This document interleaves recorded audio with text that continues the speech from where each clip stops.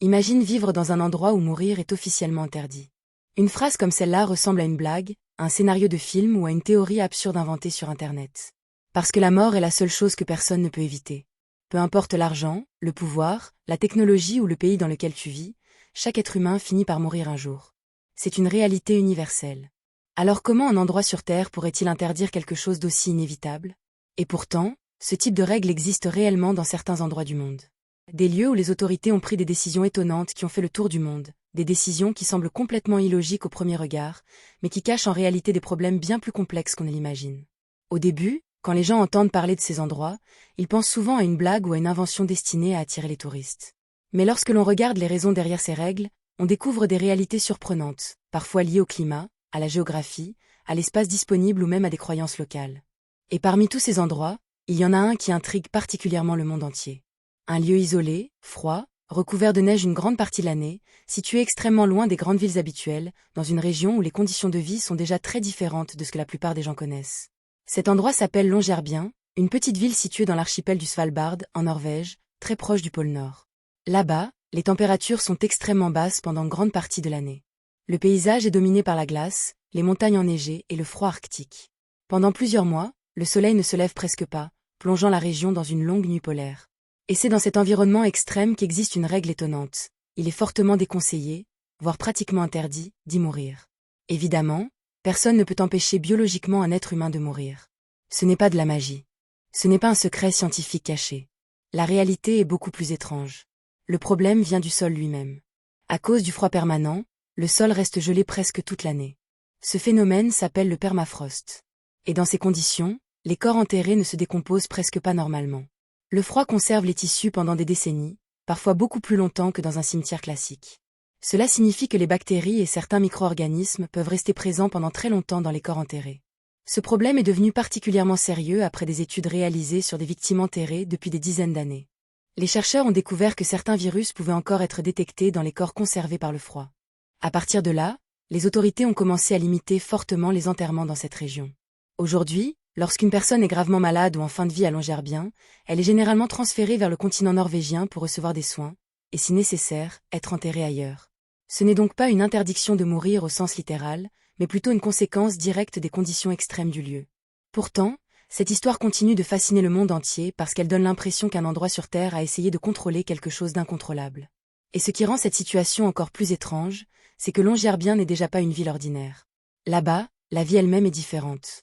Les habitants vivent dans des conditions climatiques très dures. Les températures peuvent descendre extrêmement bas. Les ours polaires représentent un danger réel à l'extérieur de certaines zones. Certaines personnes portent même des armes lorsqu'elles quittent la ville pour se protéger.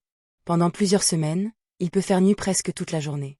Et malgré cela, des gens vivent là-bas, travaillent, fondent des familles, vont à l'école et construisent une vie normale dans un environnement qui semble hostile à première vue. Ce type de lieu nous rappelle à quel point les humains sont capables de s'adapter à des conditions incroyables. Mais Longyearbyen n'est pas le seul endroit au monde à avoir adopté des règles étranges autour de la mort. Dans certaines villes, des lois symboliques ont parfois été créées parce que les cimetières étaient pleins, parce qu'il n'y avait plus de place disponible, ou simplement pour attirer l'attention. Ces lois ne sont pas toujours appliquées de manière stricte, mais elles montrent jusqu'où certaines situations peuvent pousser les autorités à prendre des décisions inhabituelles. Et cela révèle quelque chose d'intéressant sur notre société. Même les choses les plus naturelles peuvent devenir compliquées lorsque les contraintes géographiques, climatiques ou sociales deviennent extrêmes. La mort est normalement considérée comme un événement universel, naturel, inévitable.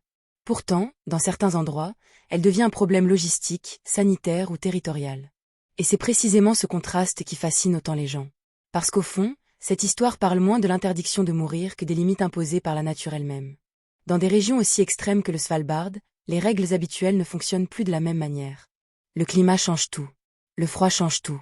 Même le rapport entre la vie et la mort devient différent. Et cela pousse forcément à réfléchir. Parce que lorsque nous vivons dans des environnements confortables, avec des saisons relativement stables et des infrastructures modernes, nous oublions souvent à quel point certaines parties du monde sont différentes. Nous oublions que certains endroits imposent des contraintes incroyables à ceux qui y vivent. À Longyearbyen, par exemple, il est aussi interdit d'avoir des chats pour protéger certaines espèces d'oiseaux locales. Les règles concernant les constructions, les déplacements et même certaines activités du quotidien sont influencées par l'environnement extrême. Tout doit être adapté aux conditions arctiques. Et cette adaptation permanente fait partie de la vie normale des habitants. Ce qui est encore plus impressionnant, c'est que malgré toutes ces contraintes, certaines personnes choisissent volontairement de vivre là-bas. Elles sont attirées par le calme, les paysages, l'atmosphère unique, l'expérience de vivre dans une région aussi éloignée du reste du monde. Certaines décrivent même cet endroit comme fascinant, presque irréel. Parce qu'il offre quelque chose que peu d'endroits peuvent offrir aujourd'hui, une sensation d'isolement total, de connexion avec une nature immense et puissante, loin des grandes villes et du rythme habituel du monde moderne. Mais cette beauté cache aussi des difficultés. L'hiver peut être psychologiquement difficile à cause de l'obscurité prolongée. Le froid impose des limites constantes. Les déplacements sont plus compliqués. Les ressources doivent être gérées avec attention. Et pourtant, la ville continue d'exister, de fonctionner, de se développer. Cela montre une fois de plus à quel point l'être humain peut s'adapter à des environnements extrêmes lorsqu'il trouve des raisons de rester. Et au fond, c'est peut-être cela qui rend cette histoire aussi captivante. Parce qu'elle mélange plusieurs choses à la fois. Un climat extrême, une règle étrange, une ville isolée et une réalité scientifique que très peu de gens connaissent. Elle nous rappelle que le monde est rempli de lieux qui fonctionnent selon des logiques totalement différentes des nôtres. Des endroits où les règles changent parce que la nature impose ses propres conditions. Des endroits où la vie quotidienne devient quelque chose que la plupart des gens auraient du mal à imaginer. Et c'est précisément pour cela que ces histoires deviennent virales. Parce qu'elles donnent l'impression de découvrir une faille dans la réalité, un endroit où les règles normales du monde semblent avoir changé. Pourtant, derrière le mystère et les titres choquants, il y a toujours une explication rationnelle. Une raison réelle. Et comprendre cette raison rend souvent l'histoire encore plus fascinante. Parce que la réalité est parfois plus étrange que la fiction. Alors la prochaine fois que tu entendras parler d'un endroit où mourir est interdit, rappelle-toi que derrière cette phrase incroyable se cache un véritable problème lié au climat, au permafrost et aux conditions extrêmes de l'Arctique. Une preuve supplémentaire que notre planète contient encore des réalités étonnantes que la plupart des gens ignorent complètement. Et si tu découvres ce genre d'histoire pour la première fois, abonne-toi à Savoir Caché, parce que le monde est rempli de choses incroyables qui semblent impossibles, jusqu'au moment où l'on découvre qu'elles existent vraiment.